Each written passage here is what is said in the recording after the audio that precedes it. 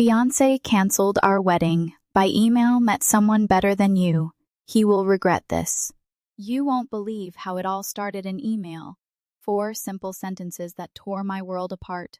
My fiancé, the man I thought I was going to marry, left me with a cold message saying, "I've met someone better. Can you imagine?" I'm about to tell you how I turned that betrayal into the best revenge of my life. Keep watching to find out what happens when I took back control, and how you can too. I woke up to the sound of my phone buzzing on the nightstand, the faint glow of the screen cutting through the early morning darkness. Groggily, I reached for it, expecting a routine work email or maybe a text from my best friend Sophie about our brunch plans. Instead, I saw his name, Brandon. A strange pang of unease shot through me. He never texted this early. With a yawn, I unlocked my phone and opened the email. "I've met someone else. Someone better. I won't be attending our wedding next month. Wish you well." My breath hitched. My vision blurred for a moment as my mind scrambled to process the words staring back at me. A cold wave of disbelief washed over me. My fingers tightened around the phone, the weight of those 4 sentences pressing down on my chest like a boulder. Was this a joke? Some kind of sick prank? But as I reread the email, again and again, the realization settled deep into my bones. It was real. Brandon, my fiancé, the man I had spent the last 3 years loving, had just ended our engagement over email. Not even a phone call, not a face-to-face conversation. Just a few heartless sentences typed out and sent at 6:42 a.m. on a Monday morning. My stomach churned. My coffee, forgotten on the counter, had gone cold. The apartment, once feeling warm and inviting, now felt suffocatingly empty. I had spent months planning our wedding, choosing floral arrangements, trying on dresses, coordinating guest lists, all for a man who had just discarded me, like I was nothing more than a canceled subscription. I tried to steady my breathing, but the betrayal clawed at my throat. I thought back to the moment he proposed a perfect evening on a rooftop restaurant overlooking the Seattle skyline, the city lights twinkling as he slipped the ring onto my finger. He had looked into my eyes and promised me forever. Lies. Every single word had been a lie. A sharp knock on my door yanked me out of my thoughts. Sophie. I had barely registered that I had texted her a screenshot of the email in my haze of shock. She must have driven straight over because there she was, standing in my doorway, her blue eyes burning with fury. "What the actual hell?" she snapped, storming inside before I could even process what was happening. "He broke up with you over email? Email? Are you kidding me?" I blinked at her, my mouth opening, but no words came out. My voice felt trapped somewhere in my chest, tangled in the whirlwind of emotions raging inside me. Instead, I just motioned toward my phone, where the email still sat open.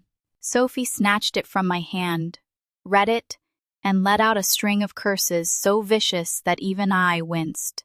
"This is beyond cowardly," she fumed, pacing the living room. "After everything you've done for him, the late nights you stayed up helping him prep for investor meetings, the money you poured into making sure his damn startup survived, and this is how he repays you?" My hands curled into fists. She was right. I had supported Brandon through everything. When his company was struggling, I covered more of our shared expenses to lighten his burden. When he was too stressed to plan our wedding, I handled it all, telling myself he'd make it up to me someday. But that someday never came.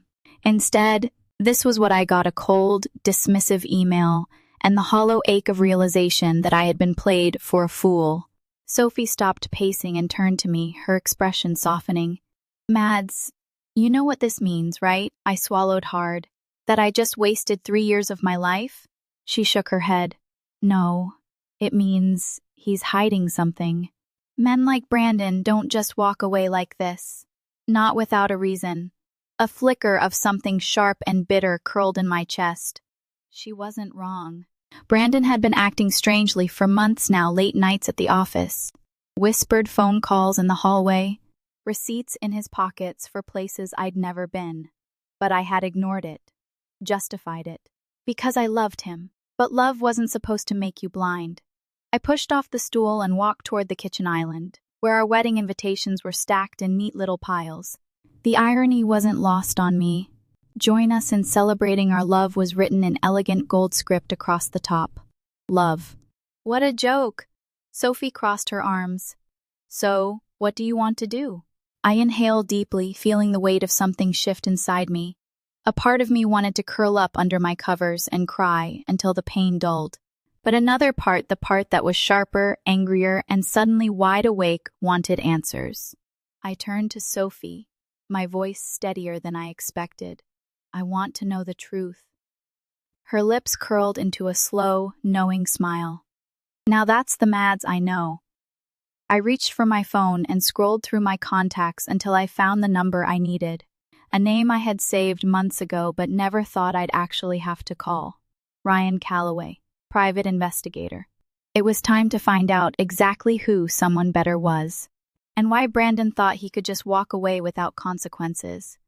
I sat in my car outside Ryan Calloway's office, gripping the steering wheel so tightly my knuckles turned white.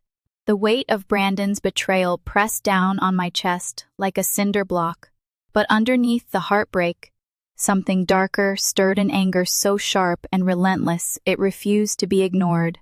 He thought he could throw me away with a 4-sentence email? He thought he could humiliate me, discard me like I was nothing? No, not without consequences. I exhaled slowly and stepped out of the car, adjusting my coat against the Seattle chill. The building was sleek, modern, nothing like the shadowy detective agencies you see in old movies. The receptionist, a sharp-eyed woman in her late 40s, barely looked up as she motioned toward the glass doors leading to Ryan's office. "Go on in. He's expecting you." Ryan was nothing like I'd imagined. No trench coat, no cigarette hanging from his lips, just a man in his early 40s with a neatly pressed suit and an air of quiet efficiency. He gestured toward a chair across from his desk, his eyes scanning me carefully. "Miss Brooks," he said, his voice measured. "You sounded determined on the phone." I sat down, smoothing the wrinkles from my skirt, trying to keep my emotions in check. "I need answers," I said, my voice steady despite the storm raging inside me. "I need to know everything about Brandon Walsh." Ryan leaned back in his chair, tapping a pen against his desk. "That's a broad request." I reached into my bag and pulled out a folder I had spent the last few days compiling. Printouts of bank statements, screenshots of suspicious text messages, photos of receipts I had found in his pockets for hotels and expensive restaurants I had never been to. I spread them out on his desk. He's been lying to me for months. I ignored it, but not anymore. I need to know where he's been, who he's been with, and what the hell he's been doing with my money. Ryan glanced over the documents, his expression unreadable. "Your money?" I let out a bitter laugh. "Yeah, that's the fun part. We had a joint account for wedding expenses. I deposited most of the money. Turns out, he's been using it for other things." I jabbed my finger at one of the bank statements. $5,000 at the Fairmont, $3,000 at Cartier. Do I look like I own anything from Cartier? Ryan let out a low whistle. "And you have no idea who this someone better is?" "No," I admitted, my jaw tightening. "But I have a feeling you're going to find out." He studied me for a moment, as if assessing just how deep my resolve ran. Then he nodded. "I'll need a week. Maybe less. A week. 7 days." I wasn't sure how I was supposed to function, knowing that every moment that passed brought me closer to the truth I both desperately wanted and feared, but had no choice. So I thanked him, left his office, and did the only thing I could. I threw myself into work. For the next few days, I forced myself to focus on marketing campaigns, ad strategies, and client meetings, pretending that my life wasn't unraveling beneath the surface. But every night, as I lay in bed staring at the ceiling, the doubts crept in. Had I missed something obvious? Had Brandon been cheating the entire time, laughing behind my back while I planned a future with him? Sophie refused to let me wallow. Every night, she showed up at my apartment with wine, takeout, and a determination to remind me that I was more than this betrayal. "You dodged a bullet," she said. For what had to be the 100th time. Then, why does it feel like I got shot? I muttered.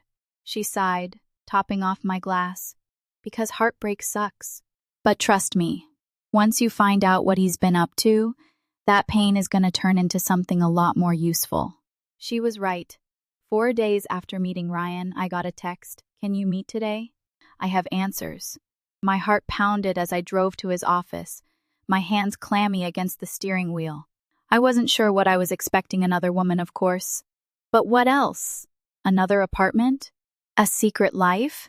The possibilities churned in my stomach as I walked into Ryan's office, bracing myself for whatever was coming. He didn't waste time. The moment I sat down, he pushed a thick manila folder across the desk. You might want to brace yourself. I swallowed hard and flipped it open. The first photo hit me like a punch to the gut. Brandon, holding hands with a tall blonde woman as they walked into a restaurant. Another photo showed them laughing over dinner, their fingers intertwined across the table. My throat tightened, but I forced myself to keep looking. She's a lawyer, Ryan said. Veronica Hayes. They met at a corporate event about 8 months ago. 8 months. I did the math in my head. That was 2 months before he proposed. My hands trembled as I turned to the next page, a printout of flight records. Brandon and Veronica had taken multiple trips together. New York, Los Angeles, Miami. The receipts followed hotel stays, expensive dinners, jewelry purchases. My money. But it got worse. Ryan flipped to another set of documents. Brandon's in serious financial trouble. Credit card debt, personal loans, even some gambling losses. He tapped the page in front of me. That joint account? He's been using it to fund both relationships. I gripped the edge of the desk, my nails digging into the wood. He used my money to take her on trips? Ryan nodded. And that's not all. He pulled out an email printout. Brandon has been making plans to relocate. He's been in talks for a job in Chicago. It looks like he was planning to cut ties completely. My stomach turned. He wasn't just leaving me. He was running, starting fresh with Veronica. While I would have been left drowning in wedding debt, wondering what went wrong. I sat back, the weight of it all crashing over me. You okay? Ryan asked. I took a slow, measured breath. Was I okay? No, but I wasn't broken either. I closed the folder and straightened my shoulders. I need to make a phone call. Ryan raised an eyebrow. To who? A slow smile curled at the edges of my lips. To Brandon. If he thought he could just walk away from this unscathed, he was about to learn a very painful lesson. So, here's the twist. Every detail, every lie, was carefully hidden from me, until I uncovered something that completely changed the game. You won't guess what I found next, but I'm about to expose everything. What do you think I should do with all this information? Comment 111 if you think I should confront him right now, or 222 if you think I should use his secrets to really make him pay. I can't wait to hear your thoughts. I sat in my car outside my apartment, gripping my phone so tightly that my fingers ached. My heart pounded in my chest, a chaotic rhythm of anger, betrayal, and something sharper, something that tasted a lot like vengeance. My thumb hovered over the call button, my mind racing through every possible outcome. I wasn't calling Brandon to beg for answers. I wasn't calling him to cry or demand an explanation. I already had my answers, neatly packed in a manila folder sitting on the passenger seat. No, I was calling him for one reason, and one reason only. I wanted to watch him squirm. I pressed the button. The phone rang twice before he picked up. Mads? His voice was smooth, casual, like he hadn't just detonated my life with a 4-sentence email. Like he hadn't spent months lying to my face while using my money to fund romantic getaways with another woman. I forced my voice to stay even. Hey, Brandon. A pause. He wasn't expecting this. He was expecting me to be broken, devastated, maybe even begging for an explanation. You okay? He asked cautiously. I almost laughed. Was I okay? Not even close. But I wasn't shattered either. I was sharper, more focused. And I had a plan. I need you to come by and pick up your things, I said, keeping my tone neutral. It's only fair, right? Another pause. I could hear the gears turning in his head. He thought he was off the hook, that he had gotten away with it, that I had accepted his decision and was ready to move on like some docile, heartbroken fool. I'll send movers, he said finally. No, I replied, my grip tightening on the phone. There are some personal documents, family photos. You need to come yourself. I let the silence stretch just long enough to let him wonder. How about Friday? At 6. Another pause. Then, yeah, sure. I hung up before he could say anything else, staring at my reflection in the windshield. The woman staring back at me wasn't the same woman who had woken up to that email 4 days ago. That woman had been blindsided, humiliated. This woman, she was about to burn his entire world down. For the next 2 days, I worked methodically, like a woman possessed. With Sophie's help, I boxed up everything Brandon had left at my apartment. His suits, his watches, his stupid collection of overpriced cologne. But that wasn't all. No, I had something special planned. On Wednesday, I met with Ryan again. This time, I came prepared. I had spent hours combing through every document he had given me, connecting the dots, tracing the lies Brandon had spun. And I had an idea, one that would ensure Brandon didn't just walk away from this unscathed. You're sure about this? Ryan asked, leaning back in his chair, his expression unreadable. I nodded. 100%. He exhaled, shaking his head slightly, but there was a flicker of admiration in his eyes. I have to admit, I don't usually see people handle this kind of thing with such precision. I gave him a tight smile. Brandon thought he could play me. He underestimated the wrong woman. By Thursday night, everything was in place. The boxes were neatly stacked in my living room, but one box, just one, was different. It wasn't filled with clothes or toiletries. No, this one contained evidence. Printouts of his bank statements, photos of him with Veronica, records of the money he had drained from our joint account. And right on top, a copy of the job offer from Chicago, proof that he had planned to disappear, leaving me in the dust with a pile of wedding expenses and a shattered life. And that wasn't even the best part. Brandon wasn't just walking into a simple breakup conversation on Friday. No, he was walking into a carefully orchestrated reckoning. At exactly 5:58 p.m. on Friday, I stood in my apartment, my pulse thrumming with anticipation. The living room was perfectly staged, every box in its place, every piece of evidence waiting to be uncovered. And then, right on cue, the doorbell rang. I took a steadying breath and opened the door. Brandon stood there, looking far too comfortable for a man who had just destroyed a relationship. He was dressed casually, as if this was nothing more than an errand he had to check off his list before heading to happy hour. But that wasn't what made my stomach twist. Standing beside him, shifting uncomfortably on her expensive heels, was Veronica. For a moment, none of us spoke. Then Brandon cleared his throat, forcing a smile. Mads, I thought, I figured it would be better if we were just honest about everything. I raised an eyebrow, my gaze flicking between him and Veronica. She was beautiful, I had to admit, tall, polished, the kind of woman who looked effortlessly put together at all times. But there was something uneasy in her expression, something that told me she wasn't nearly as confident about this as Brandon was. I stepped aside, gesturing for them to come in. Perfect, I said smoothly. Since we're being honest, there's something I think you should both see. I led them into the living room, where the boxes sat waiting. Brandon looked at them warily. Veronica frowned, and then, before either of them could speak, there was another voice. Brandon. Brandon stiffened. His face drained of color.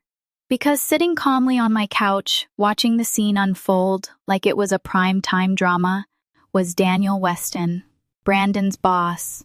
The silence that followed was suffocating. I crossed my arms, tilting my head slightly. I invited him, I said, my voice syrupy sweet. Since we're all about honesty now, Brandon's eyes darted toward the boxes, toward Veronica, toward Daniel. He was unraveling. I could see it, the realization hitting him like a freight train.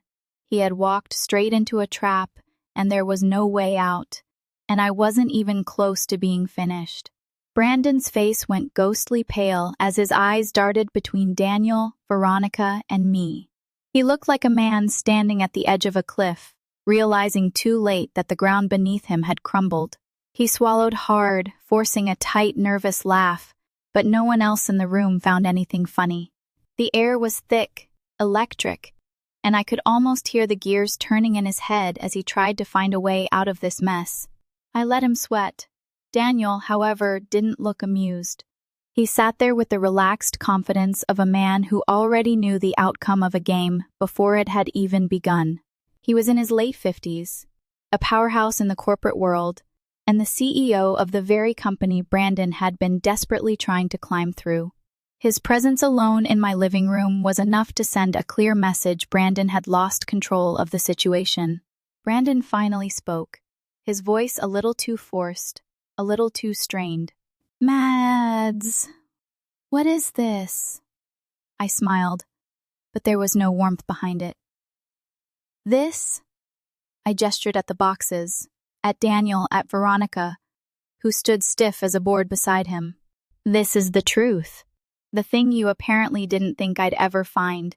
He took a step forward, reaching out as if he could somehow talk his way out of this if he just got close enough.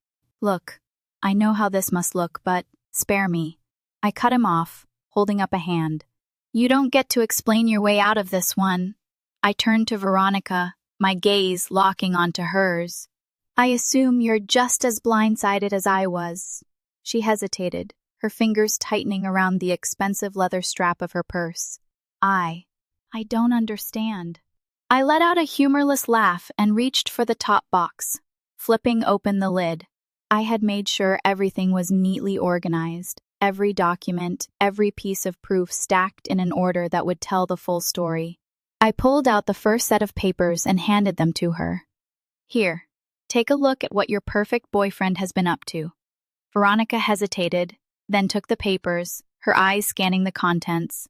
I watched as the color drained from her face, her lips parting in silent disbelief. Bank statements, hotel receipts, expensive jewelry purchases. A paper trail leading directly back to Brandon, showing every dollar he had drained from our joint account to fund his little double life.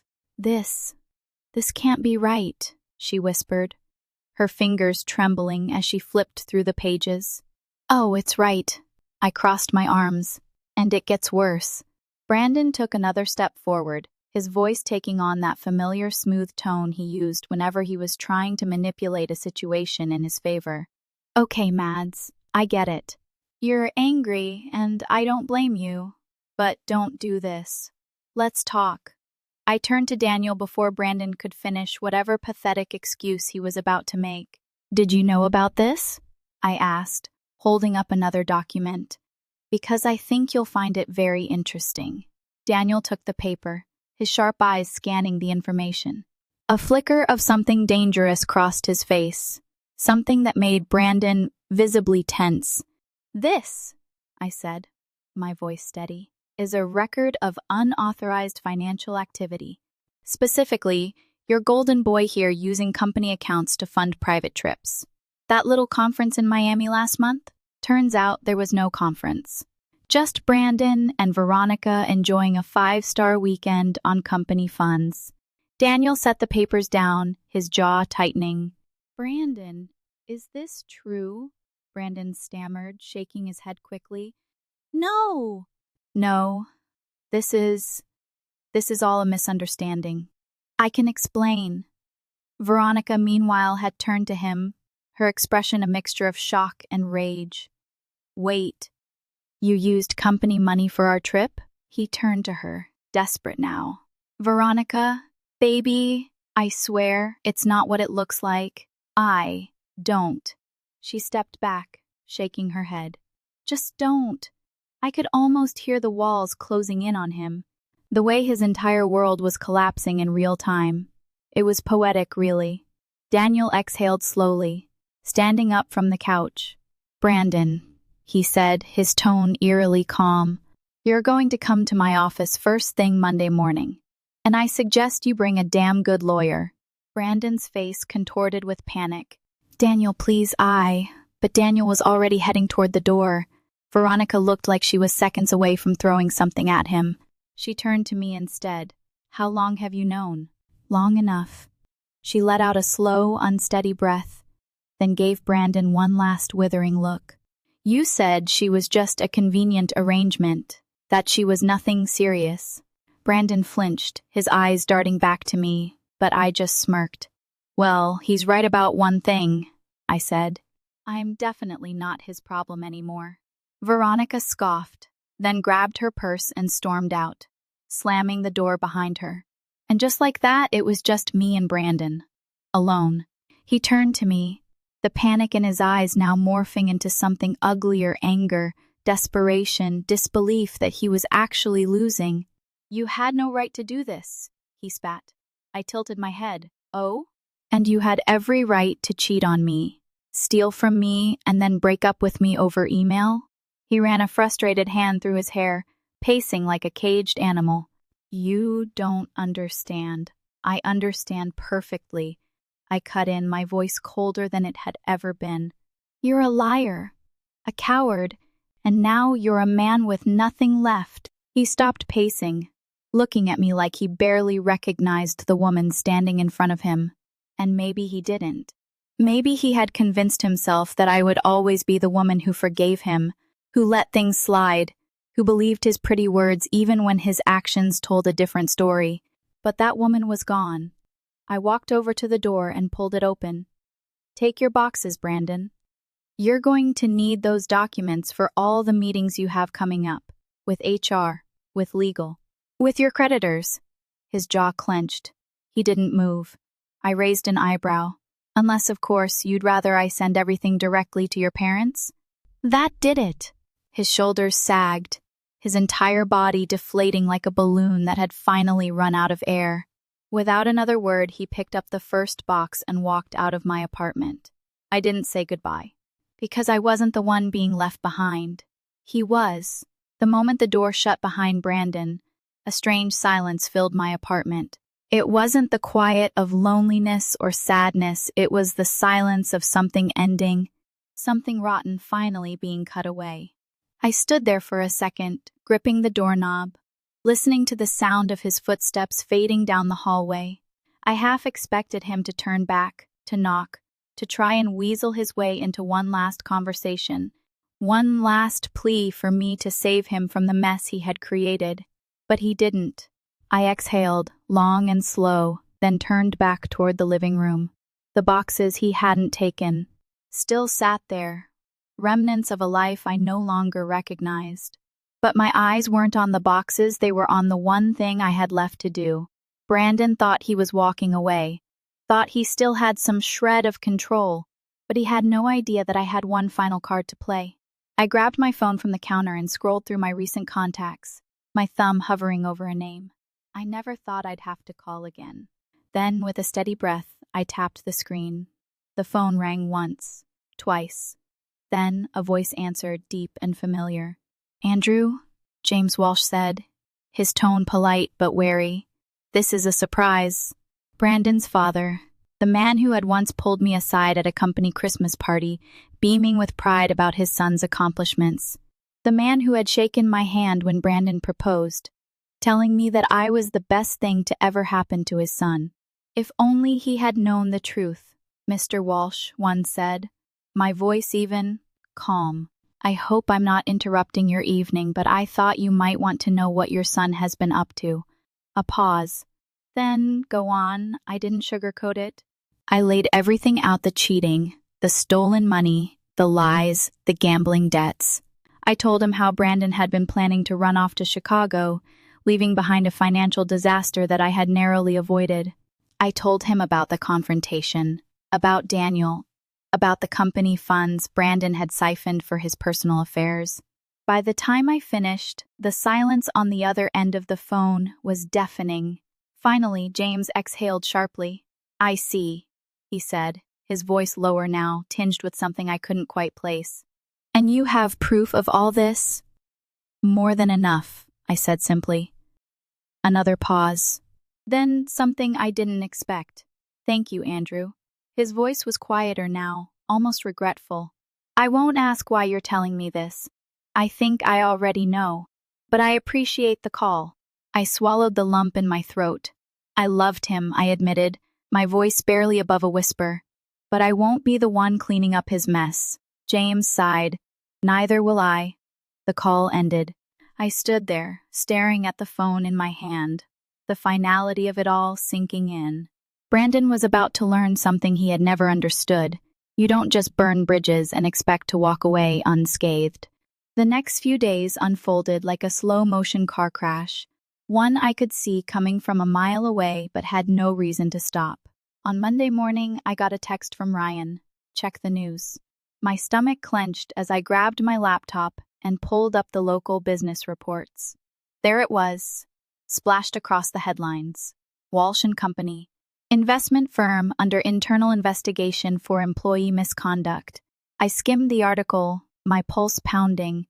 The details were vague: company funds mismanaged, an employee under scrutiny, an internal audit being conducted. But I didn't need anyone to spell it out for me.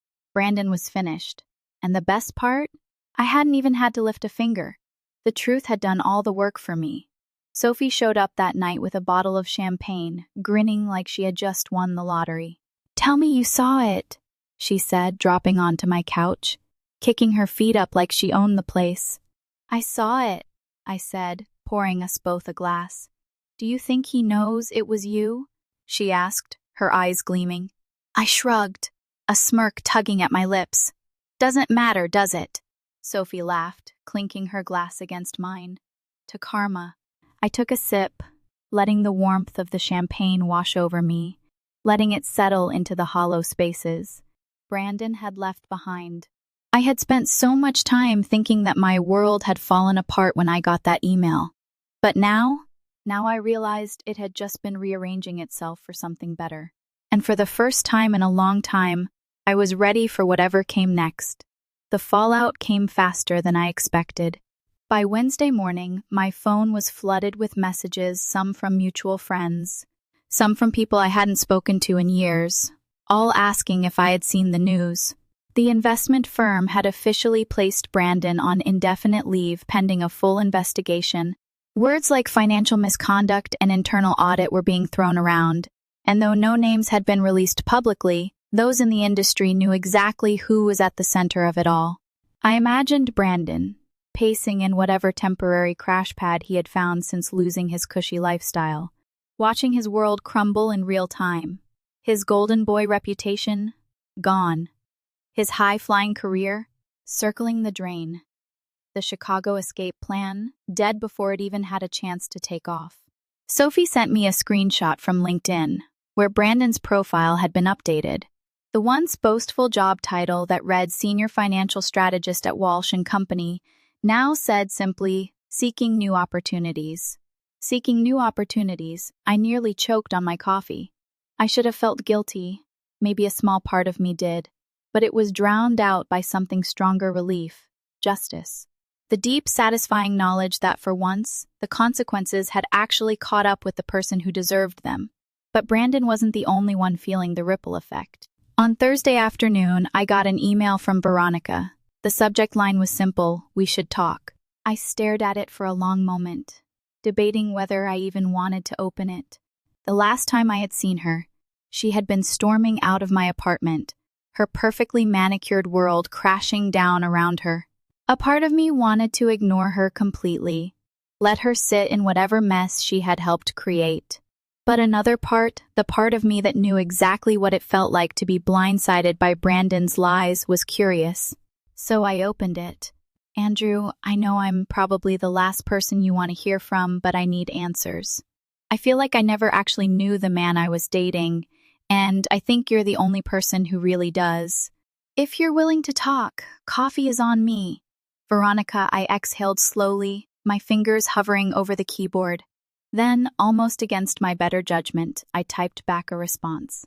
"Tomorrow, 2 p.m. Stanza Cafe. The next afternoon, I arrived early, choosing a table in the corner where I could see the entrance. I didn't know what to expect: tears? Anger? Some desperate attempt to salvage whatever illusion she had built around Brandon. But when Veronica walked in, she looked different. Less polished, less composed, like someone who had finally seen the truth and didn't know what to do with it. She spotted me and walked over, setting her designer bag on the table with a sigh. "Thanks for meeting me." I studied her for a moment. I almost didn't. She nodded, as if she had expected that. Fair. A waiter appeared and she ordered a cappuccino while I stuck with my usual black coffee. There was a beat of awkward silence before she finally spoke. "I don't even know where to start," she admitted, stirring her drink absently. "I thought I knew him." She let out a bitter laugh. "God, I was so stupid." I shook my head. "You weren't stupid. You were lied to." Her gaze flickered up to mine. "Yeah? So were you. But you figured it out a hell of a lot faster than I did." I took a sip of my coffee. "I had help." She sighed, rubbing a hand over her forehead. "I keep replaying everything in my head. The things he told me. The excuses. The little inconsistencies I ignored." She looked up, her expression raw. "Did he ever, I don't know, make you feel like you were the crazy one for questioning him?" I let out a sharp laugh. "All the time." She nodded, exhaling shakily. "I thought I was different. That he loved me in a way he never loved anyone else." She swallowed hard. "Turns out, I was just another convenient arrangement." I didn't say anything because I knew there was nothing I could say to make it hurt less. I had been in her exact position not long ago, piecing together the reality of a man who had never been who he claimed to be. After a moment, she reached into her bag and pulled out a small envelope. "I found these when I was packing up his stuff," she said, sliding it across the table. "Thought you might want them." I hesitated, then picked it up and opened it. Inside were photos me and Brandon at parties, on vacation, in moments I hadn't even realized had been captured. And then there were the ones I hadn't expected: photos of him and me in the background of her pictures. Proof that while he had been telling me one story, he had been feeding her a completely different one. I stared at them, my chest tightening. It was one thing to know he had been lying, it was another to see it laid out so plainly. "I don't know what to do with them," she admitted. "But I figured you should decide." I took a slow breath, then folded the envelope shut. "I think I already have." She studied me for a long moment, then nodded. "For what it's worth. I'm sorry." I met her gaze. "Me too." We finished our coffee, and when we parted ways outside the cafe, I knew it was the last time we'd ever see each other. But for the first time, I didn't feel like she was the enemy. She was just another casualty of Brandon's destruction, trying to rebuild. As I walked back to my car, I passed a trash can and, without hesitation, dropped the envelope inside. I didn't need the reminders, I didn't need the proof. I had already won. I thought that was the end of it. That after Veronica and I parted ways outside the cafe, after I tossed that envelope into the trash, I had finally closed the book on Brandon Walsh. But life, as I had learned the hard way, has a way of circling back when you least expect it. It was late on a Thursday evening when my phone rang. I had been curled up on my couch, a glass of wine in one hand, flipping through design proposals for a new client, feeling lighter than I had in months. I glanced at the screen, expecting Sophie or maybe a late-night work email. But when I saw the name flashing across the display, my stomach turned. Brandon. For a moment, I just stared at it, my pulse picking up. It had been weeks. I had assumed he wouldn't dare try to contact me, not after everything that had unraveled, not after the humiliation he had endured. But apparently I had underestimated his arrogance. I let it ring. Then it rang again, and again. By the fourth time I sighed, setting down my wine and picking up the phone. I wasn't going to let him invade my life again, but I also wasn't the type to run from confrontation. I answered, keeping my voice as neutral as possible. "Brandon." There was silence on the other end, followed by a deep breath. "Mads." His voice was rough, like he hadn't slept in days. Please don't hang up. I said nothing, waiting. I need to talk to you. I need to explain. I laughed, sharp and humorless. Explain? You want to explain now? After everything? I know, he rushed out. I messed up. God, Mads, I don't even know where to start. I leaned back against the couch, crossing one leg over the other. Try the part where you used my money to fund your relationship with another woman. Or the part where you planned to disappear to Chicago while I was left picking up the pieces of the wedding you bailed on. Or maybe the part where you got yourself fired because you were too stupid to cover your tracks. He exhaled sharply. I wasn't thinking. I made mistakes, okay? But I lost everything. My job, my reputation. My dad cut me off. Veronica won't speak to me. That's not my problem. Mads, please. His voice cracked, and for a split second, I could almost hear the man I had once loved. The man I had spent 3 years building a life with. But that was the thing about Brandon, he was always good at sounding sorry. Good at making you believe he regretted his actions. Even when the truth was that he only regretted getting caught. I wasn't falling for it again. You don't get to call me, I said, my voice steady. You don't get to use me as your safety net now that everything's falling apart. He hesitated. I need help, Mads. I closed my eyes, letting the words settle. He wasn't calling because he missed me. He wasn't calling because he had suddenly realized what he had lost. He was calling because, for the first time in his life, he had no one left to bail him out. And he thought maybe, just maybe, I'd be weak enough to do it. I smiled to myself, a slow, knowing smile. Then, in the calmest voice I could manage, I said, Brandon, I hope she was worth it. And then I hung up.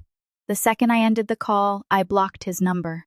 I wouldn't let him crawl back into my life, not even as a voice on the other end of a desperate phone call. But as I sat there, staring at my darkened phone screen, a thought occurred to me. He was scrambling, panicking, which meant there was one last move to make one final nail in the coffin. I picked up my phone again, but this time I dialed a different number. Ryan picked up after the first ring. I was wondering when you'd call. I smirked. Got some time to finish what we started? He chuckled. Always. By the time I went to bed that night, I knew exactly what I was going to do. The next morning, I made my way to Walsh & Company's headquarters downtown.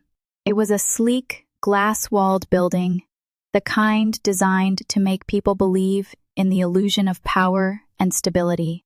But behind those pristine conference rooms and carefully curated press releases, chaos had taken hold. The receptionist barely glanced at me as I walked past, my heels clicking against the polished floors.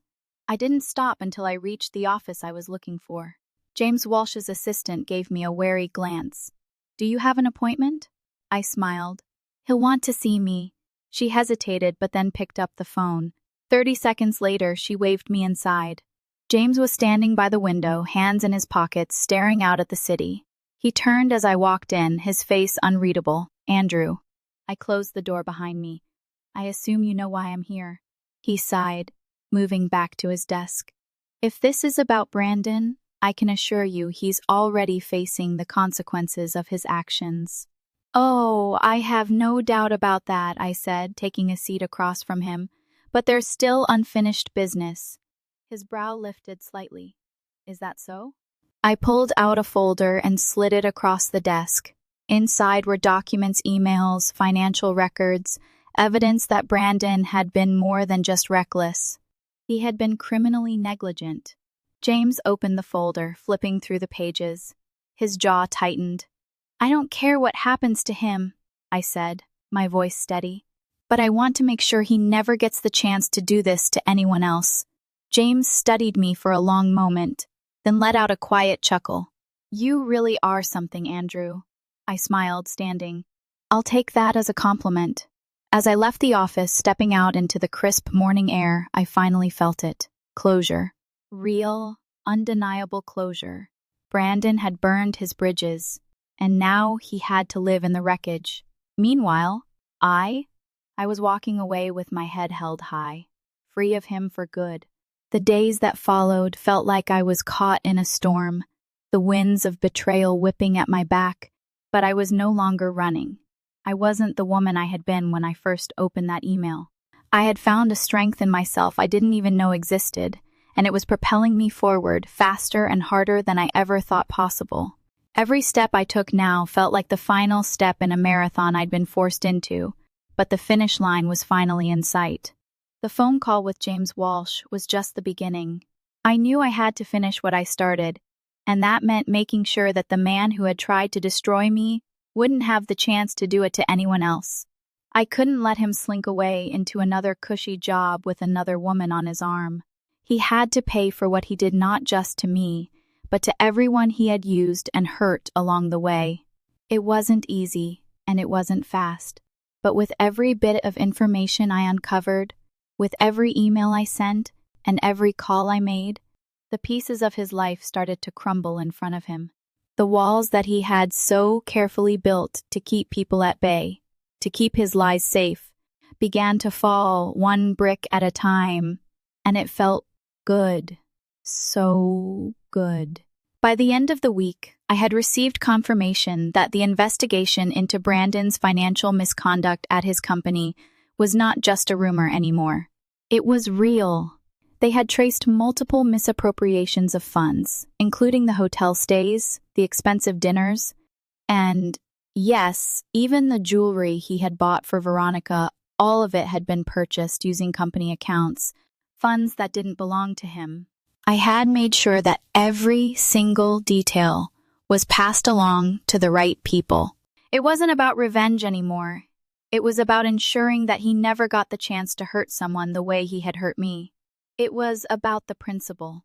He thought he could walk away from the damage he'd caused with a simple email, not if I had anything to say about it. And yet, when it all came to a head, when Brandon's life officially started to fall apart, I wasn't prepared for the phone call I received that Friday morning. I was in my apartment, standing in front of my mirror, trying to decide what to wear for a meeting with a potential client, when my phone rang. The name flashing on the screen made my stomach drop. It wasn't Sophie. It wasn't a work number. It was Brandon's. I hesitated for only a moment before answering, forcing myself to sound calm, though inside, my heart was pounding in my chest. Brandon. Andrew, he said, his voice hoarse. He sounded like he hadn't slept in days.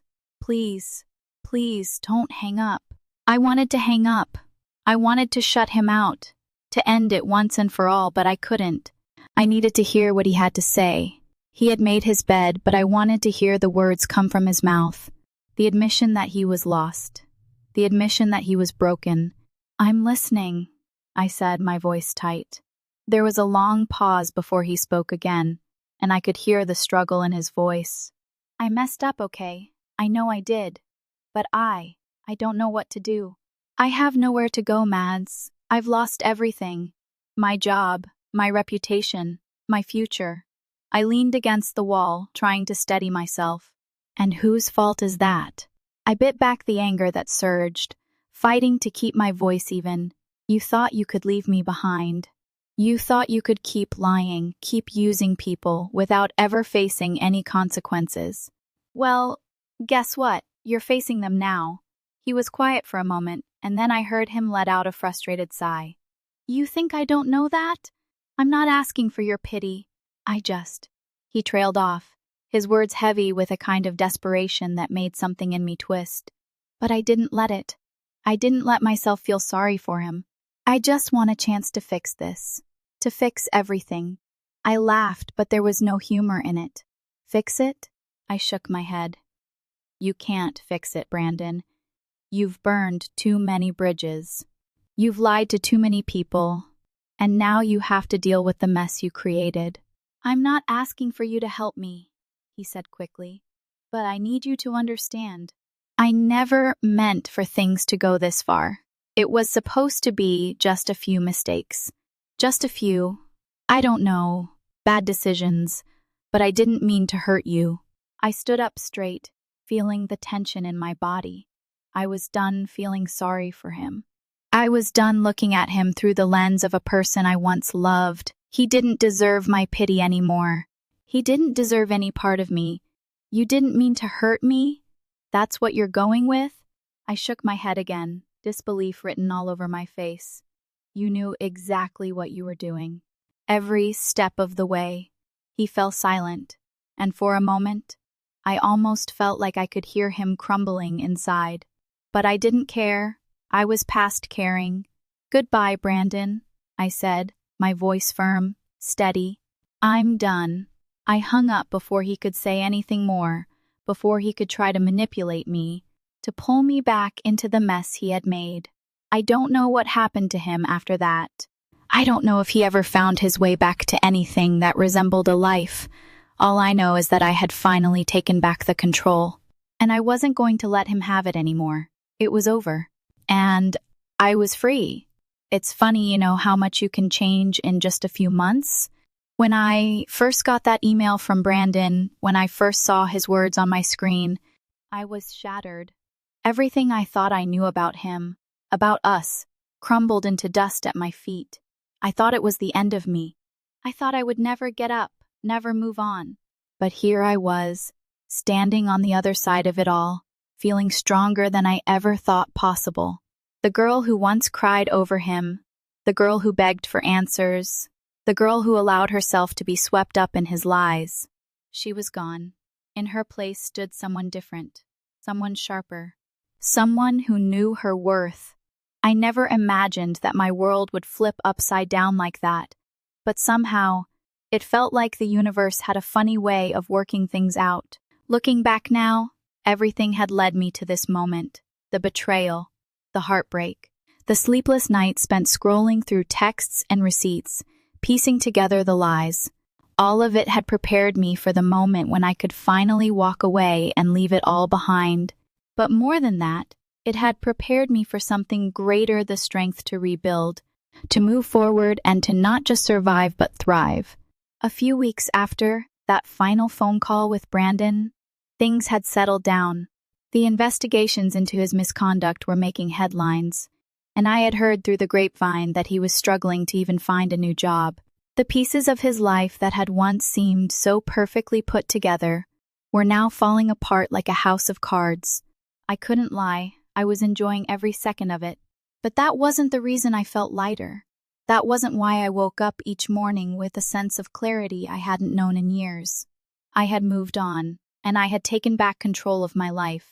I had been so focused on the wreckage left in the wake of his lies that I had neglected to see what was standing right in front of me, the woman I had become, the woman who no longer apologized for setting boundaries, the woman who no longer accepted scraps of affection or attention from people who didn't deserve her.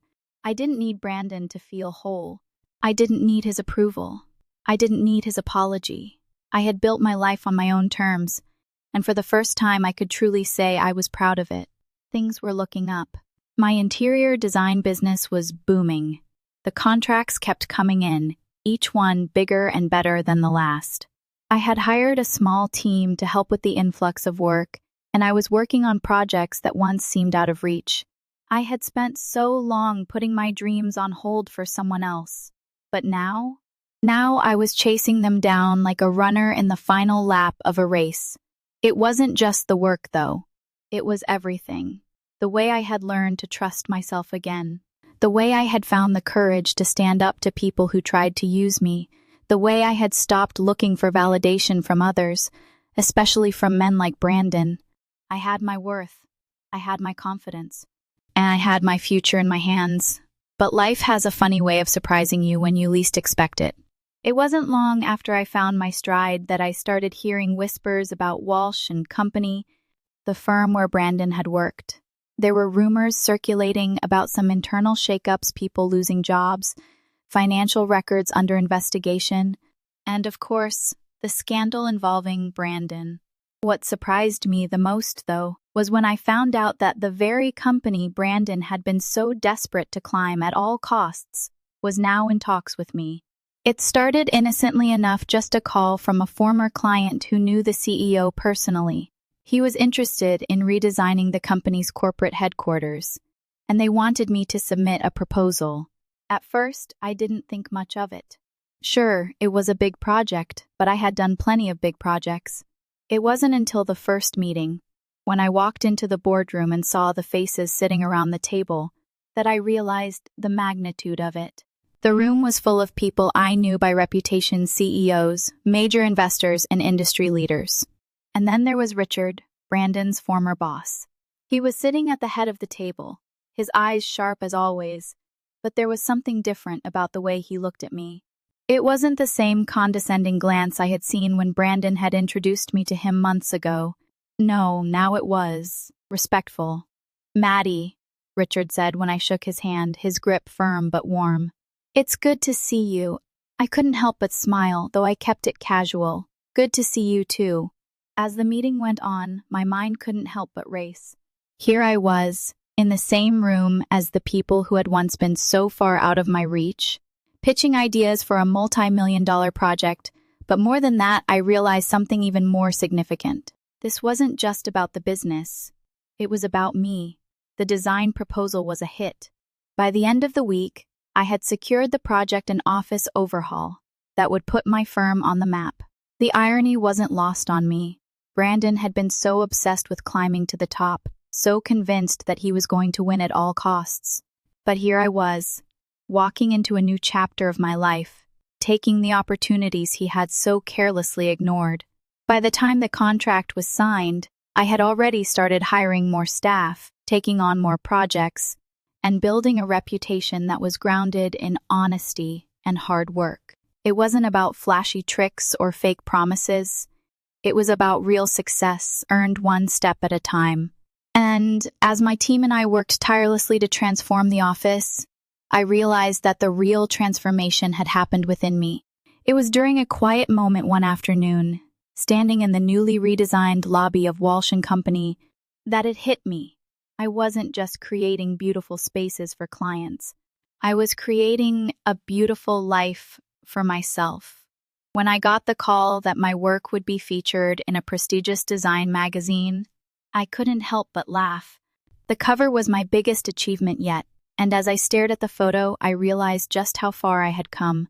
From the woman who had been so consumed with Brandon's lies, to the woman standing confidently on her own, making her own path in the world. But even with all the success, there were moments when I thought back to Brandon. I wondered if he ever looked at me now and realized what he had lost. I wondered if he ever thought about the decisions he made, the bridges he burned, and how, in the end, it was his own actions that had caused everything to fall apart. I never reached out to him. I never needed to. He had already been replaced by someone far stronger than the girl who once believed in his lies. The final piece of the puzzle had fallen into place, and it wasn't just about proving something to him. It was about proving it to myself. When my parents called to congratulate me on the success of the project, I could hear the pride in their voices. "We knew you'd make it," my mom said, and for the first time in a long time, I believed her. I had made it. And I wasn't going to stop now. The future was mine, and it was better than I ever imagined. I didn't just let him walk away unscathed. I made sure he regretted every single decision he made, and now everything he worked for is crashing down. But here's the real kicker. I didn't just take back control, I turned my life around. How far would you go for revenge? Drop a comment and tell me what you think I should have done next. Don't forget to like and share if you're ready to take back your power. The lesson I learned from all of this is simple. Never let anyone define your worth but yourself. No one should ever have the power to tear you down or make you feel small, especially someone who doesn't value you. I spent too much time trying to fix someone who wasn't broken. Instead, I should have been focusing on fixing myself, on building my own strength. Life will throw curveballs, and people will disappoint you, but your true power comes from how you rise, how you reclaim your narrative, and how you move forward. Never settle for less than what you deserve.